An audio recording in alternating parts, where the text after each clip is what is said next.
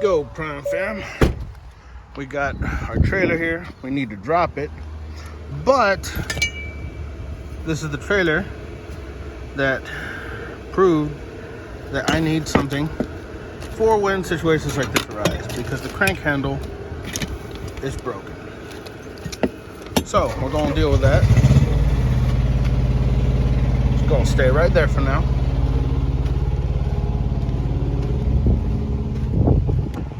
Now we're gonna go across the way. Hi.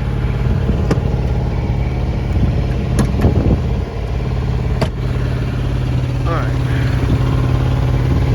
So, a couple of things out of my tool chest. I'll be right back. The tool chest, we have the Ryobi 1/2" impact and the welded on piece here.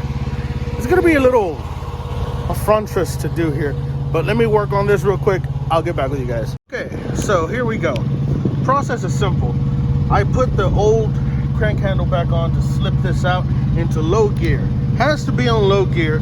And the only reason this system in particular is gonna work right now is because there's no weight on the legs. So we're gonna baby this in and we're gonna, oh, all right, got a little carried away there.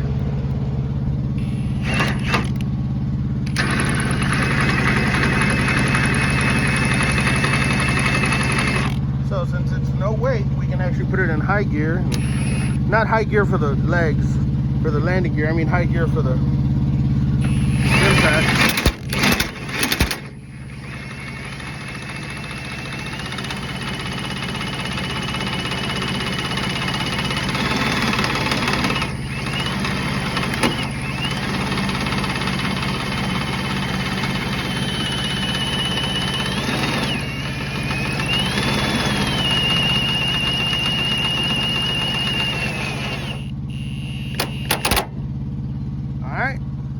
Landing gear is down.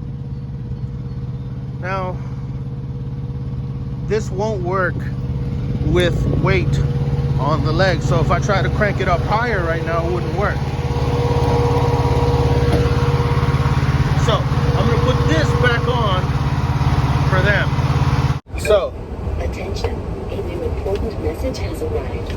Unscripted moments with Gonzo. So we got the landing gear down using the impact wrench, and we got the lines disconnected, kingpin release lever released. We're gonna pull forward slightly, just a bit, drop the bags, because that is how you drop a trailer. Give it a few seconds to actually You have drop 7 hours and 48 minutes of remaining drawing time. the air. And once it's actually dropped and the airbags are all the way down, we can scooch on out. Alright, so before I get going back to the Reed City drop yard, I just want to point out, yes, this impact wrench worked now in this situation, but let me kind of go back. The flaw in my design is the fact that I was thinking with the mindset of how I was taught when I was learning the very, very, very, very, very, very basic rudimentary skills of automotive and mechanics that I have in my head. So in my mind, the landing gear crank handle was like a stuck bolt and you need torque to move it, and that's not true. So the impact, the way it works is it applies a massive amount of torque. In the case of this impact driver, it's like 1,170 pounds of torque instantaneously at once. Tap, tap, tap, tap, tap, tap, tap. But those taps aren't what's needed. So if it's the basics of landing gear are equipped with what is called a torque reducer. So basically, it acts like a pulley for a rope, which the amount of force you're putting in is multiplied almost exponentially in regards to the turning of the gears inside. So you need less torque, but you need that torque to be applied evenly over a longer period of time. So the system that I have right now with the impact wrench works in this situation because the feet the legs were already up in the air. So since there's no weight on them, there's no real need for torque. You just need a line drive to rotate the gears. You could slap it in high gear, which is, you know, possibly the lowest torque, or in my case, it has an automatic setting. But low torque and just the momentum of the motor turning will turn the landing gear. And as we all know, or should know, once you drop them landing gear to where they barely touch the ground, that's it. Okay, you do not have to go 5 extra turns. Just barely touching the ground, pull forward a bit just to make sure your kingpin is out of the seat. Drop the airbags, go reinflate your airbags. It's not rocket science, but I just want to let you guys see how it works, because in this situation, this system is really good. Unfortunately, in the situation in which I wanted it to work for, you know, Tyson trailers are really high, and they're, you know, you got a trailer load of 43,000 pounds of chicken or something.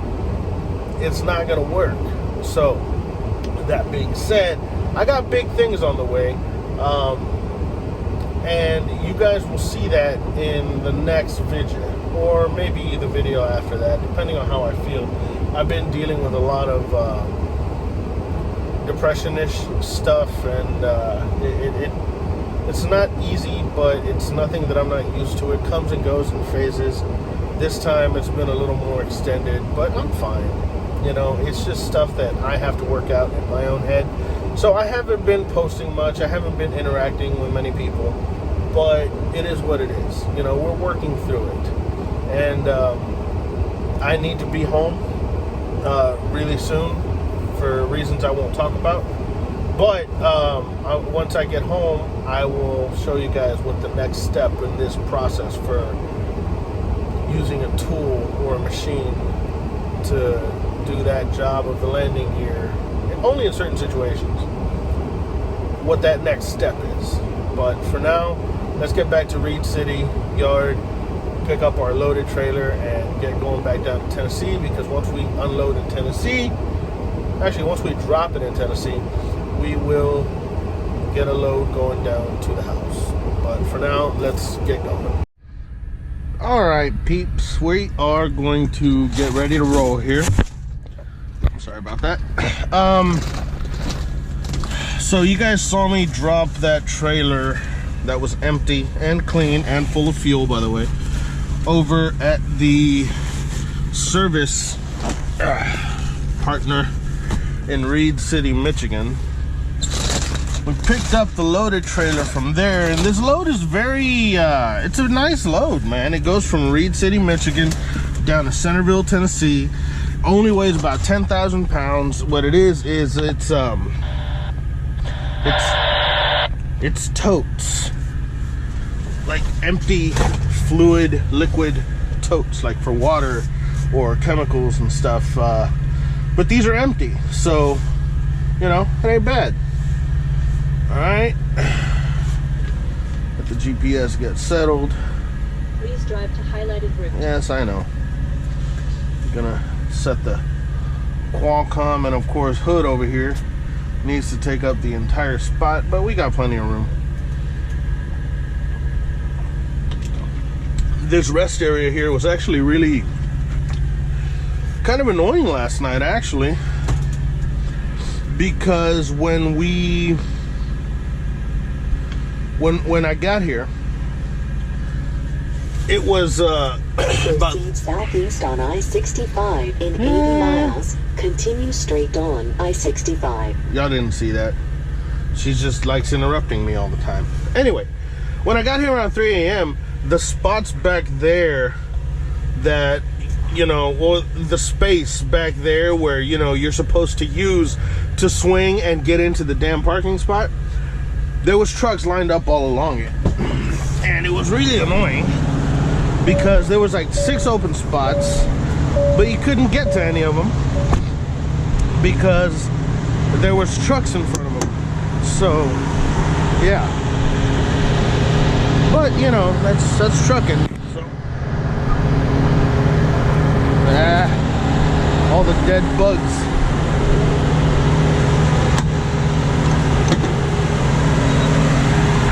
opening the hood from the side. It's just easier. So just doing our pre-trip, making sure everything is copacetic, no leaks, everything is properly mounted and secured, all that good stuff. Adjust this mirror real quick. It was a little low last night when I was driving. So yeah, that's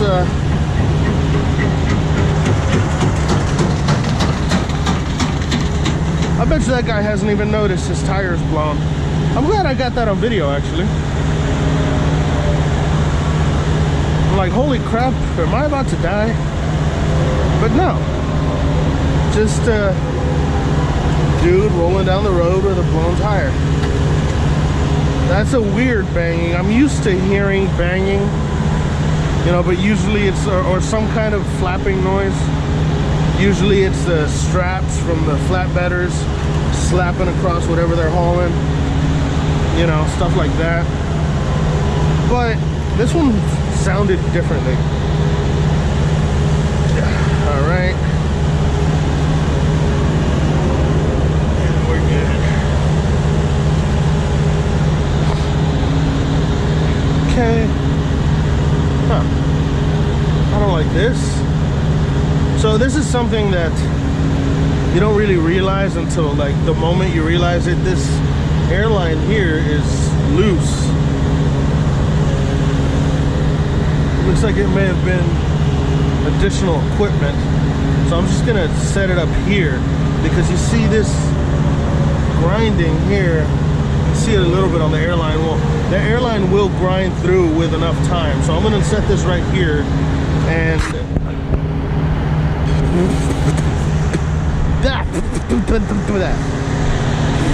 that. I just got a fluffer in my mouth. That sucked. Alright. Again, sorry, my truck is a mess. Okay. We need a couple of these. I know that may have sounded or looked rehearsed, but it wasn't. These were literally just laying on top of my bag there. I'm gonna cut this off. Also, my GoPro, well, not my GoPro, but my SD card decided to have an issue. And it said SD card error. So I had to switch to the phone.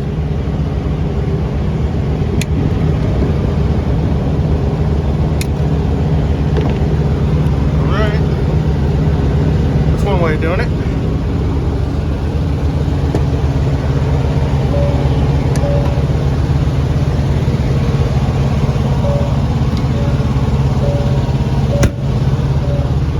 Okay. There we go. So now that line is secured. It's not going to be rubbing up against the steering column, steering shaft. So let's get this closed.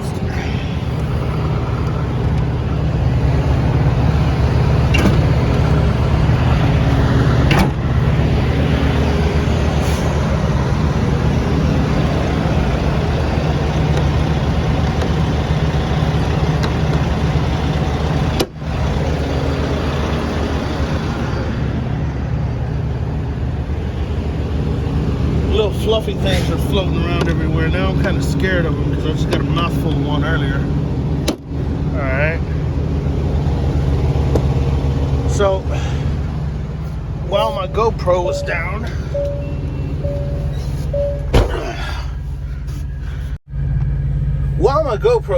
I did the rest of my walk around pre-trip inspection.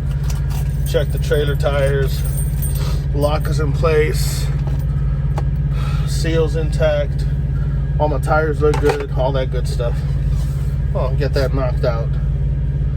So we're good to roll now, and hopefully I can figure out what's making this thing tick, so I can I was actually pretty nice making a video, even if it was just a couple of minutes, but having both hands to do it with, that was actually pretty cool.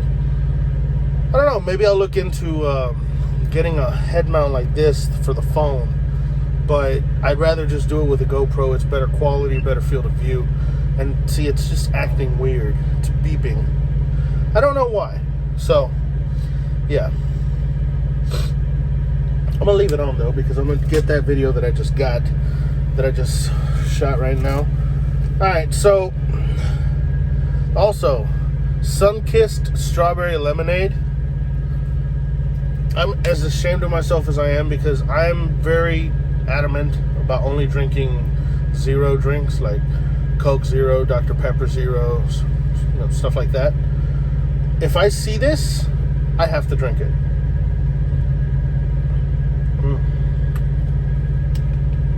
It's just like liquid crack. Also, TPMS. That one tire that I just had the stem, the air stem, what's it called again? Golly, I just woke up not that long ago, okay? It's 3 o'clock. Woke up about 45 minutes ago. My brain is still booting up. But the valve stem in that tire, I had it replaced because it was leaking. But it was only leaking down to like 87, 88 pounds of pressure. It wasn't going down like 50. It was nothing catastrophic. Now, here we go. Because I can read some of the Super Trucker comments, well, if my tire goes down to 95, I'm stopping and I'm putting air in it. This is not while rolling down the road. I've been here for over 11 hours now, and it's down to 87. Once I get rolling and that tire warms up, it goes up to pressure. Okay there, Steve? Anyway, so I'm kind of a little bit weirded out by that, because supposedly this got it fixed, and it did hold pressure for almost a week, but then it just started doing the same thing again. They told me there was nothing in the tire. I checked the tire. There's nothing in the tire. No nails, no screws, no nothing. The wheel seems like it's intact. There doesn't seem to be any damage to it, no cracks or holes or anything. So I'm not sure what's going on there. I'm going to have to get that looked at. I'm also, because of my own stupidity, going to have the permits department mail me a new Best Pass. You guys know I got a new windshield. That hailstorm in Pennsylvania a couple weeks ago took out my windshield right on the bottom corner of the passenger side, which wasn't a big deal. It wasn't a big crack, but it traveled quickly all the way up to the top. So, had to go to Springfield, get the windshield replaced. And the dude was really cool, man. He gave me the little, he put the little double-sided tape on my magnet for my dash cam. He gave me the little freaking Velcro sticky thingies for the shut up GoPro, for the dash pass, the easy pass and the pre-pass. So he was really cool about it, but he's like, yeah, you're gonna have to go get a new Best Pass. Well, guess what, your boy forgot to go get a new Best Pass. So I have an easy pass, but I don't have a Best Pass, and it's kind of disconcerting. But I'm going home soon. It's not worth going to the yard to get it. So I'm going to call Logs here in a minute and see if they can't just mail it to me at the house. And I'll just grab it at the house and put it on, because it seems like the easier solution. I don't know. We will see what happens. But for now, we got to get going. And yeah, that's where we're at right now. But I'll check in with you guys later. All right. Peace.